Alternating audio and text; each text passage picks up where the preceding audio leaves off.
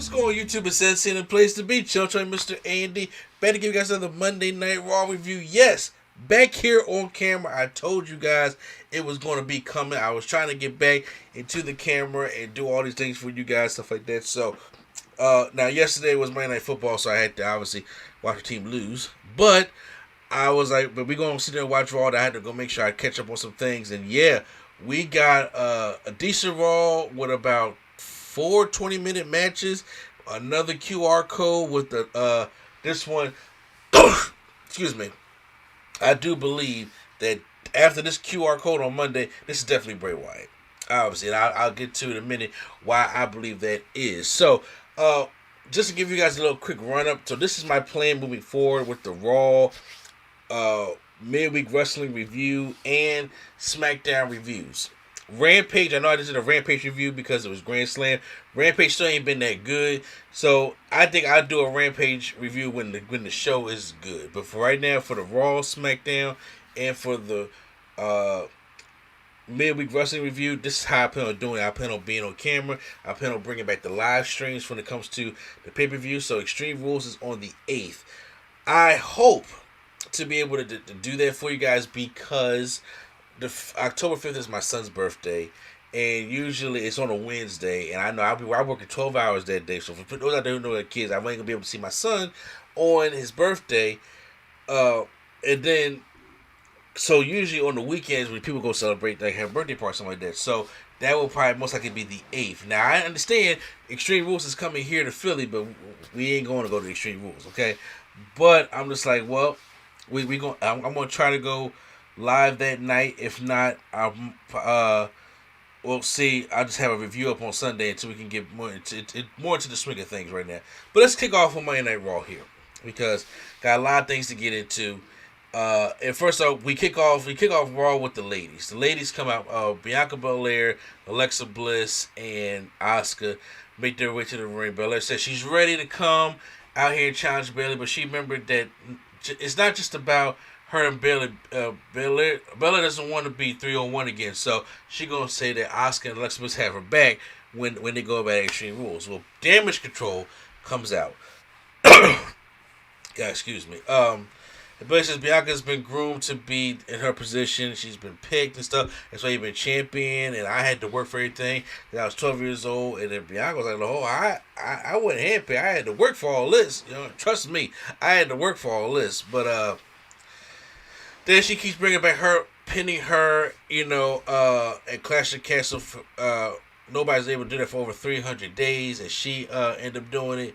So, but Bianca Belair says, "Well, I remember, when you was here, I KOD'd you last time we was at it. KOD'd you on top of a ladder inside Hell in a Cell." And then she was like, remember that? She said, also, when I was, when you was here, I wasn't top of my game, but when I was top of my game, you was here. You just wasn't doing nothing. So, but he said, what? I heard enough, but you did give me an idea. So at Extreme Rules, I want to take on you in a ladder match. So a ladder match between Bianca Belair and Bayley. So I think that should be pretty good. And then of course, she says, well, right now I want to take one of them out. So we get Io Shirai and Bianca Belair in their opening matchup. So these women go about 18 minutes. The first part was boring. After the commercial break, it kind of got a little better. But look, unpopular opinion here. And I'm about to give you an unpopular opinion. So if y'all don't agree, it's okay. You can post that in the comments down below. But as of right now, Io Shirai has not been Io Shirai since coming to the main roster. And like I said, they changed her outfit. I like when she was doing the dark colors and the yellow and the black and stuff like that. I like when she was doing that. She was, more heelish, but now she went back kind of more to the old school Io Shirai. And I'm just sitting there thinking, and it got nothing to do with the attire, but for some reason, she hasn't been gelling as much on the main roster just yet, and neither has Damage Control. Io Shirai is great, or Io Sky is great, Dakota Kai is great, Bayley's great, but together it's just something is off. Especially after Dakota just lost to Raquel Gonzalez in 90 seconds, who, by the way, are the tag team champions. Raquel Gonzalez on Friday, I was like, there's no way Io's going to beat Bianca unless you're going to do another no disqualification finish. But right there, that's just going to get really, really weak very, very fast. uh, you know, Dakota, not Dakota, what was it? Io Sky tries to go for like a turbo moonsault, misses. Bianca Belair catches her and goes for a KOD, wins the matchup. That's what I'm saying. You knew she was going to probably win this match, especially building up for Bayley. And I'm like, Damage Control's not really looking good right now. I don't know. But once again, I understand that Triple H is Mr. 225, I call him. He puts in the oven for 225. Everybody picks 350. No, I got to cook a little bit longer. Maybe War Games will help boost up the Damage Control group, but right now, it's just not been the same. Rey Mysterio's backstage with Kevin Patrick talking about, Dominic and how he's being manipulated by Rhea Ripley. He held Dominic in his arms like any father do. Like, I remember them days, but now my teenager son, I want to beat the shit out of him. Sometimes I'm playing. I'm lying, y'all. But he does get on my nerves sometimes. But he said he's been manipulated by Rhea Ripley, and what's in there, that's not his son. Like, deep down, he knows that's not his son. I have mercy for my son, but I ain't gonna have no mercy for Seth Rollins tonight. They have history. So we're gonna have Rey Mysterio taking on Seth freaking Rollins. Backstage, Miz has some bodyguards, and these are going to be the Miz force to help keep. He should not be named at bay. So we'll get back to that. We get Seth Rollins and Rey Mysterio get another 20-minute match, which is actually a pretty good match. These guys got good chemistry, and it's just another good wrestling matchup. But what really started picking up was that Dominic comes out with a chair. Now, as Dominic comes out with a chair, a QR code flashes up on the screen. And now I wasn't able to scan it in time, but I was like, oh, there it is. I know somebody's going to scan it. So I will do my research. So after I talk about this matchup, which ain't going to be that very long, I'm going to get into the new QR code and why I think this is Bray Wyatt. Dominic is on the outside, and he throws the chair to Mysterio. He's like, yo, come on, hit me. And Mysterio doesn't want to do it, which causes a distraction. Rhea Ripley comes and attacks Mysterio and knocks him down. And they throw him in the ring, and he gets curb stomped by Rollins. Afterwards, Rollins puts him in like a some kind of choke. I don't know what it is, but he puts him in some kind of choke, and he chokes him out. And Rollins wins the matchup, obviously showing that he's going to be ready for Riddle in the fight pit, because the fight pit, there is knockouts or submissions only. So, it's called the something necktie. That's what it was. So Seth Rollins wins the matchup, and like I said, it was a great matchup. These two got great chemistry, and I like seeing them wrestle. So they took a break because the last time we were doing the Extreme Rules, the horror show with the whole poking the eye out thing, and that was just dumb. Meanwhile, backstage, Riddle is just watching very angrily, and Lashley comes up and says, "Look, I wish you luck for the fight pit. Take Rollins out." Rollins has no idea what was at the fight in the cage, because Bobby Lashley has an MMA background as well, but they do. So either tap out or get knocked out. Lashley wants him to knock Rollins' teeth in. And he said, "But as for interfering in my match last week, don't do it again." And I was like, okay, be a little serious right now.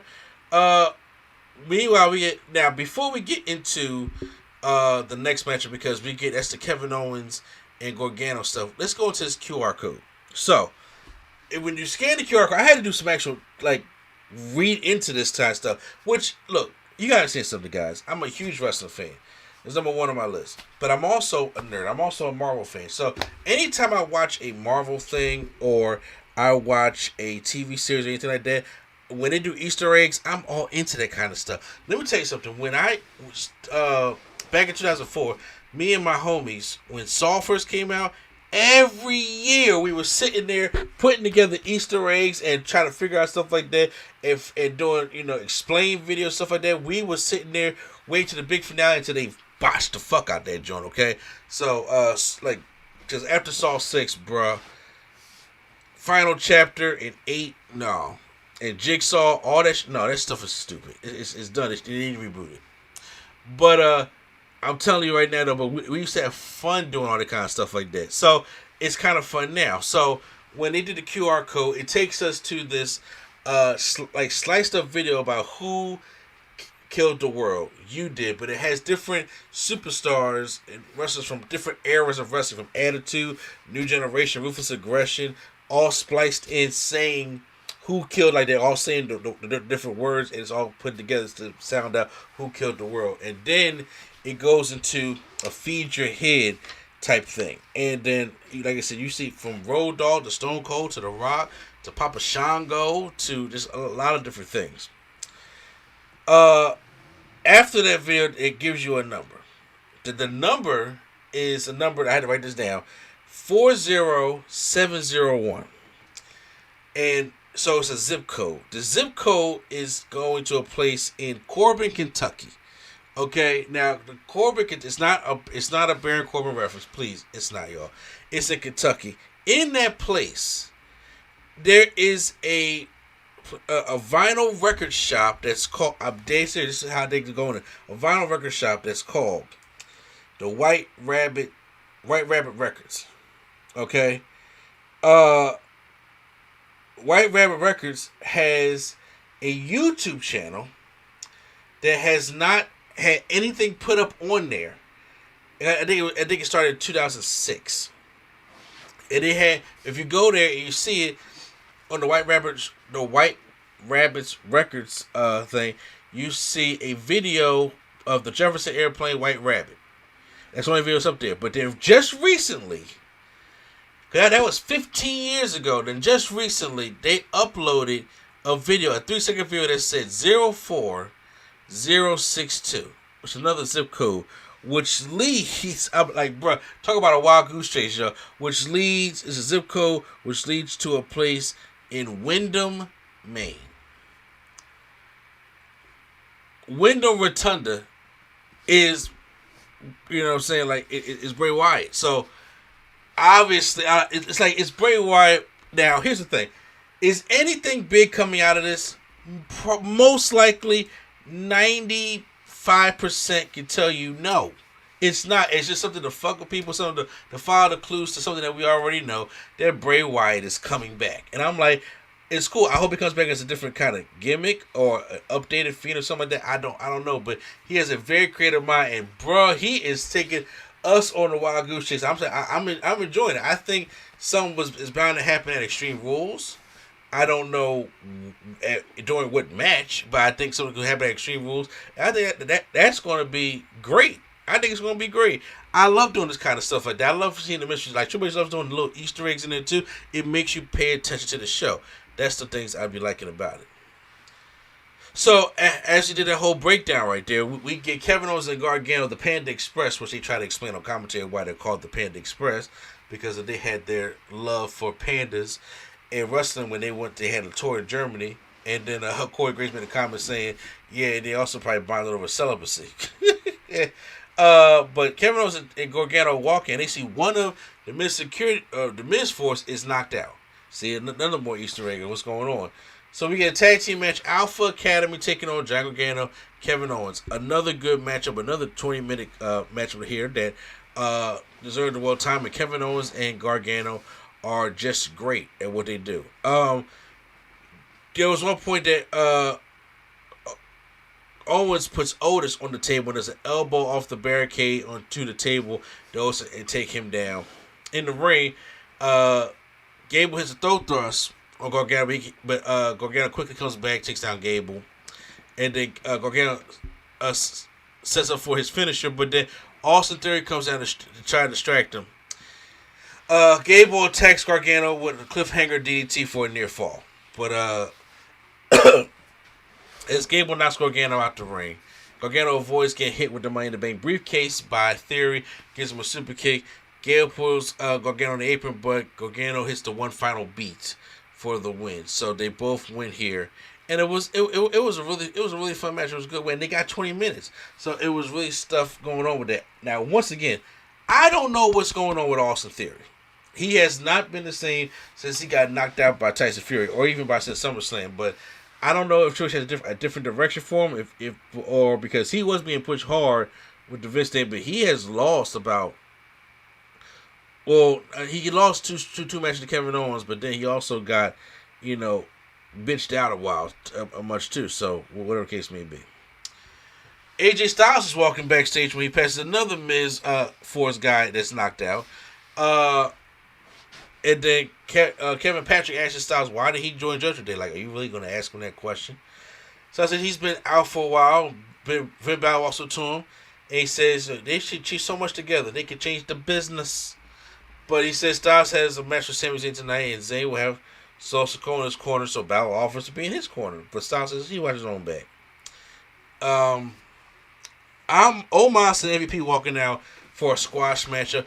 When I tell you, I really miss MVP with Bobby Lashley. I understand Bobby Lashley is the face, and he's doing his own thing, but y'all need to find a way to get them back in it, because after Vince destroyed the Hurt Business, I'm just saying, like, yo, you got to find a way, because this thing with Omos is just not working, and I don't really care.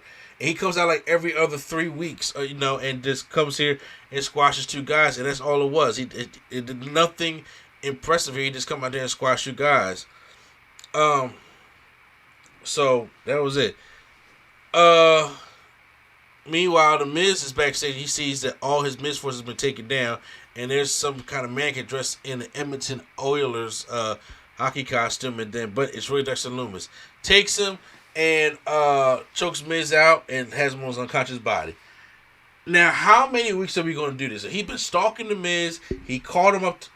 He caught him twice and rendered him unconscious. So now the question is, where's the payoff? Are we going to do this at Extreme Rules, like a House of Horrors match that they did at NXT with him and Cameron Grimes, like a cinematic matchup, which I think would probably be kind of cool? Or if we're going to wait to the Raw afterwards, because it's kind of need to wrap this thing up so we can know what we're doing with Dexter Lumis, because he can't just keep stalking the Miz and then the Miz don't want to fight, or for the rest of the year. It got to move on. It got to move on. Nikki Ash is in the ring waiting for her mystery opponent, and it's Candice LeRae. Yes, the toxic pixie, as Corey Graves calls it, has now returned, and Nikki Ash are having a matchup. This match didn't even go long at all. Nikki Ash loses because LeRae has a swinging net breaker from the middle row. The crowd was mild for, because I think it was because people don't know who she is. You'd be surprised. Like, me being a wrestling fan, I watch all the wrestling. I mean, when it comes on the television, like, I watch AEW, I watch WWE, I watch NXT, I watch NWA Power, I watch Impact. Like, I know wrestling, okay? So, and of course, New Japan, MLW. But here's the thing. When crossovers like this happen, when people come over, that goes to NXT, you'd be surprised how the Raw SmackDown crowd does not even know who these NXT people are. And she was there during the Black and Gold. I have a friend that when we watch wrestling together, and somebody comes from NXT, he's like, who was that? I'm like, are you serious? But I think that's what happened with the crowd. They didn't really know who Candice LeRae was. I mean, they know that she's married, has a child with Johnny Gargano. But after the matchup, Nikki Ash takes off her mask, and she just balls up in the corner and just cries. I'm just like, okay, well, get over it. Change your gimmick. Next stage, we are getting, because I didn't see the backstage stuff with the Judgment Day, but we're getting Sami Zayn Sami Zayn with Solo Sikoa taking on AJ Styles. One of my matches of the night here, because they once again got 20 minutes to go, tell a good story. Almost scary spot when Zayn dives to the outside, almost at the back of his head. I'm like, please don't have Sami get injured in this at all. We gotta finish out this bloodline storyline. You feel me? But meanwhile, Zayn is trying to prevent Styles from hitting a Styles Clash. Okay? And then Solo Sikoa takes Styles out, hits a Uranagi to him on the outside of the barricade, throws him back in there, and then Zayn hits a haluva kick, and then wins the matchup. So, after the matchup, Judge didn't make their way to the ring, and Balor said, you can't help but think if AJ had accepted his offer from earlier, things would have been a little bit different. But then after that, so they end up jumping AJ. He puts a steel chair around his neck. AJ's going to do a coup de grace, but he says, look, he thinks of it. He says, I didn't come here to end your career. I could have, but that's not what friends do. And so we're definitely going to get a Finn Balor, AJ Styles type feud, and I am very, very good. I'm very, very happy with that.